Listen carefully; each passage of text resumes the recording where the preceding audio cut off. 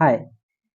তো তোমাকে যদি বলা হয় যে কোনো একটা দশমিক সংখ্যা মানে কয়েকটা দশমিক সংখ্যা বা কয়েকটা সংখ্যা দিয়ে যদি বলা হয় যে ছোট থেকে বড় বা বড় থেকে ছোট সাজাও, আমার মনে হয় তোমরা খুব সহজেই পারবে। কিন্তু এখানে যে অঙ্কগুলো দেওয়া আছে সেগুলো যদি না পারো, মানে পৌনঃপুনিক সহ যে সংখ্যাগুলো দেওয়া আছে সেগুলো যদি না পারো, তাহলে অবশ্যই এই ভিডিওটা তোমার জন্য।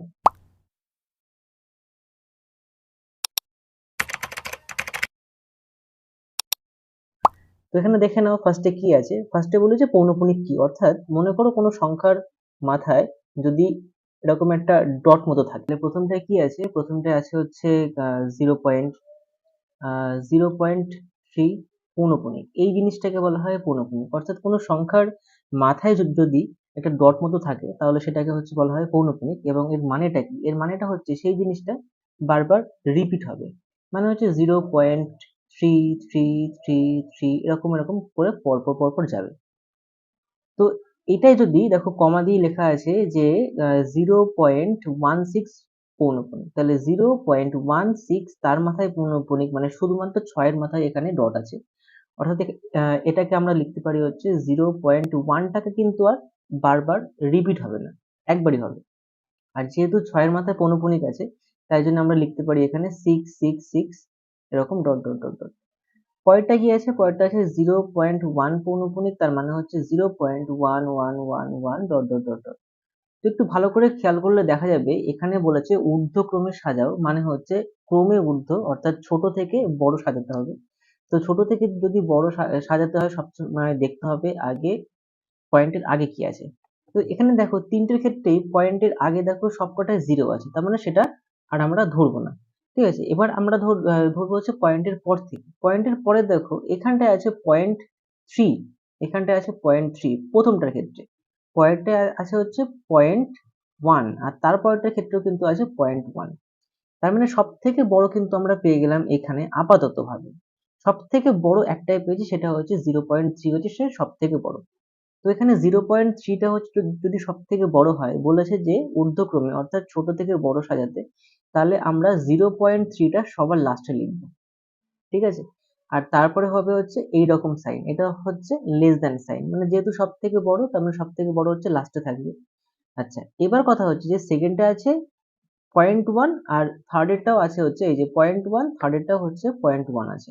এবার এর মধ্যে কোন দুটো বড়, যেহেতু আমরা সব থেকে বড়টা ডিসাইড করে ফেলেছি, 0.3 হয়ে গেছে। এবার 0.1 আর 0.1 যখন দুটো যখন সেম হয়ে যাবে, আর যখন আমরা বুঝতে পারবো না যে কোনটা ছোট কোনটা বড়, তখন দশমিকের ঠিক পরের পরের নাম্বারটা দেখতে হবে। পরের পরের নাম্বারটা কত আছে এখানে, 16 আছে, মানে আমরা এখানে লিখতে পারি 16। আর থার্ডেরটায় আছে হচ্ছে 11। এবার তোমরাই বলো যে কোনটা এখানে সব থেকে বড়, 0.16 বড় নাকি 0.11 বড়। অবশ্যই 0.16টা বড়। তাহলে 0.16 হচ্ছে মিডিলে যে আর কি বড় সে আর কি, মানে সব থেকে ছোটর পরের যেটা সেটা 0.16, এবং তারপরে আমরা এই লেস দ্যান সাইন দিতে পারি 0.11। কিন্তু পরীক্ষায় কিন্তু এই যে এই ফরম্যাটে লিখলে কিন্তু আমাদেরকে পুরোটা কেটে দেবে, কারণ আমরা এখানে জাস্ট লিখতে পারি এইভাবে, এবং তার পরের লাইনটা আমরা এইভাবে লিখতে পারি যে মানে তোমাদের যদি না কাটে আর কি, সেটাও দেখতে হবে। তো অঙ্কটা লিখতে হবে। তো 0.11 দেখো এখানে 0.11 মানে কি, এই যে 0.11 মানে হচ্ছে 0.1 পৌনঃপুনিক। তাহলে এই 0.11 এর জায়গায় লিখতে হবে 0.1 পৌনঃপুনিক, দেন লেস দ্যান সাইন, দেন 0.16 আছে, তো 0.16 এর জায়গায় লিখতে পারবো তোমরা হচ্ছে 0.16 পৌনঃপুনিক। তাহলে হচ্ছে 0.16 পৌনঃপুনিক, আর তারপরে হচ্ছে 0.3 মানে হচ্ছে এখানে কত, 0.3, মানে 0.3 তার মাথায় পৌনঃপুনিক। এইটা লিখলে কিন্তু পুরো একদম ফুল মার্কস। তো এটা দেখো এখানে কি আছে, রয়েছে হচ্ছে 0.63 পৌনঃপুনিক। তো পৌনঃপুনিক থাকা মানে কি রিপিটেশন হবে জিনিসগুলো বারবার। তাহলে এগুলো মানে কিভাবে রিপিটেশন হবে, দেখো এখানে 0.63 মানে দুটোর মাথায় পৌনঃপুনিক আছে, মানে আমরা এখানে লিখতে পারি যে 0.63 এইভাবে পরপর পরপর যাবে।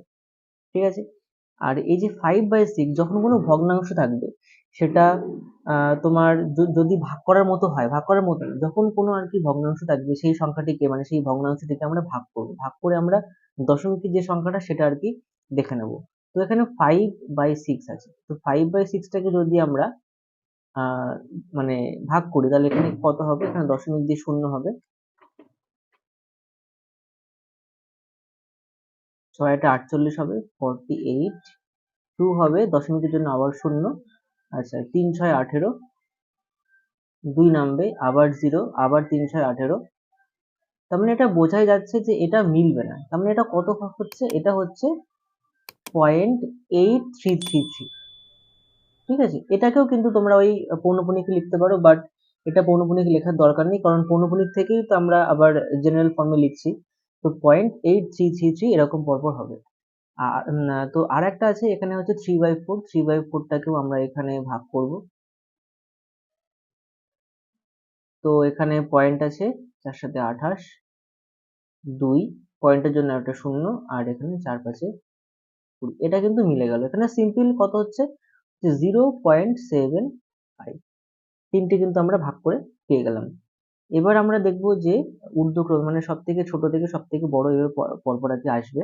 তো এখানে সবার প্রথমে কি আছে, সবার প্রথমে এখানে রয়েছে হচ্ছে 0.6 আছে, মানে পয়েন্টের পরের পরপর গুলো দেখবো। 0.6 আছে এখানে, এখানে 0.8 আছে, এখানে 0.7 আছে, তার মানে কোনো সংখ্যা কিন্তু রিপিটেশন নেই, মানে সিম্পল দেখা যাচ্ছে মানে আর কি বোঝা যাচ্ছে যে এখানে সব থেকে ছোট কে। এখানে 0.6, 0.8, 0.7, মানে সব থেকে ছোট হচ্ছে এখানে 0.6, এটা সব থেকে ছোট। তারপরে কত হচ্ছে 0.7 নাকি 0.8, অবশ্যই 0.7টা হচ্ছে তারপরে, অর্থাৎ 0.7 রয়েছে।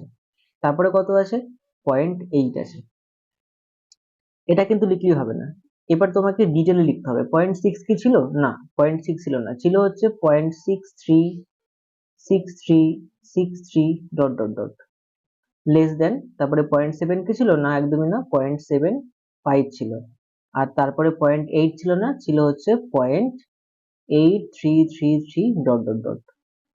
কিন্তু এখানেও শেষ নয়, 0.6363 মানে হচ্ছে 0.63 দুটোর মাথায় পৌনঃপুনিক, তারপরে 0.75 মানে হচ্ছে এখানে যে ভগ্নাংশটা সেটা, অর্থাৎ 3/4, আর 0.83 মানে হচ্ছে এখানে 5/6। এইটুকু লিখলে একদম ফুল মার্কস। পরের যে অঙ্কটা সেটাও একদম সেম, এটা হচ্ছে প্রথমে আছে হচ্ছে 53 ডট ডট মানে পৌনঃপুনিক দেওয়া আছে, তাহলে এক্ষেত্রে আমরা লিখতে পারি এখানে সিম্পল ভাবে 0.5333 ডট ডট ডট। ঠিক আছে, আর 2/25 মানে সিম্পলি আমরা এখানে ডিভাইড করব 2/25, যেভাবে 10 ভাগ করে, তাহলে এখানে কত হচ্ছে 0.08। ঠিক আছে, একদম সিম্পল। আর 16/75 আছে, তো 16/75 মানে হচ্ছে এটাকে আমরা সিম্পল ভাবে করব, দশমিক দিয়ে শূন্য নাও, তাহলে কত হচ্ছে 0.013333 ডট ডট ডট ডট। এবার আমরা পরপর, আচ্ছা এটা কিন্তু তোমরা রাফেও করতে পারো, বা যদি অঙ্কের মধ্যে করো কোনো সমস্যা নেই, একটু সাইডে করো তাহলে হবে। এবার আমরা দেখবো যে সব থেকে ছোট থেকে বড় সাজাবো।